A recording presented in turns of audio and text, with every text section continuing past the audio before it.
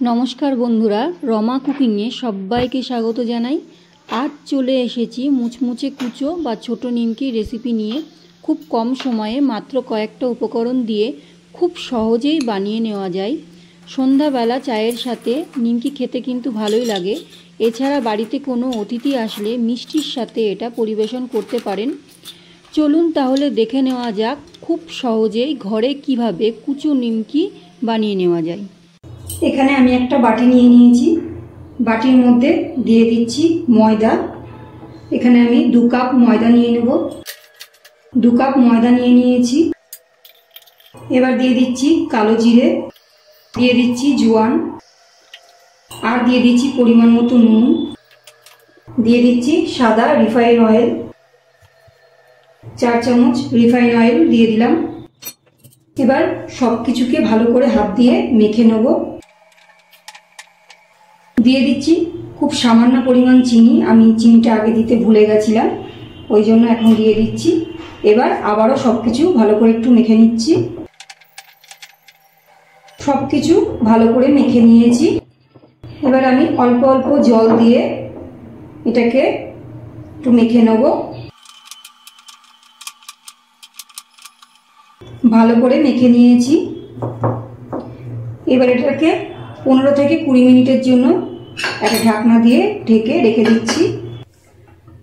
আধা ঘন্টা ময়দাটা আমি মেখে রেখেছিলাম। এবার ঢাকনাটা তুলে নিয়েছি আর একটু মেখে নেব। এবারে আমি লেচি কেটে নেব। এরকম গোল গোল করে বেলে নেব রুটির মতো। এরকম গোল করে নিয়েছি।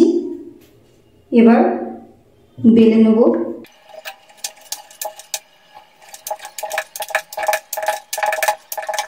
খুব বেশি পাতলা করে আমি বেললাম না।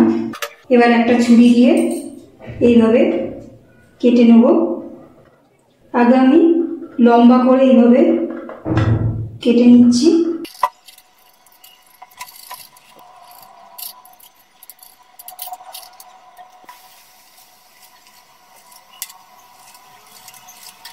এইভাবে আমি একটা নিমকির শেপ দিয়ে নিয়েছি।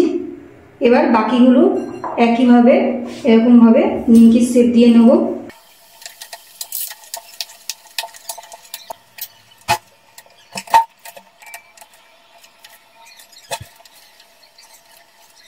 গ্যাস অন করে কড়াইয়ের মধ্যে আমি তেল গরম করতে দিয়েছি।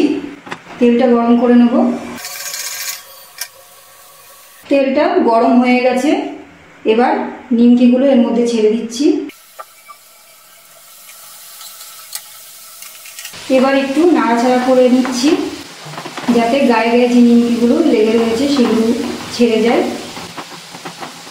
গ্যাসের ফ্লেমটা একদম লোতে দিয়ে নিমকিগুলো ভেজে নিচ্ছি।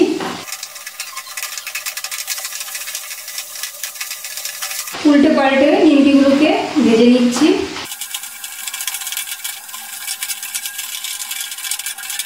নিমকিগুলো আমার ভাজা হয়ে গেছে। এবার তেল থেকে নিমকিগুলো তুলে নিচ্ছি। বাকি নিমকিগুলো ছেড়ে দিচ্ছি তেলের মধ্যে।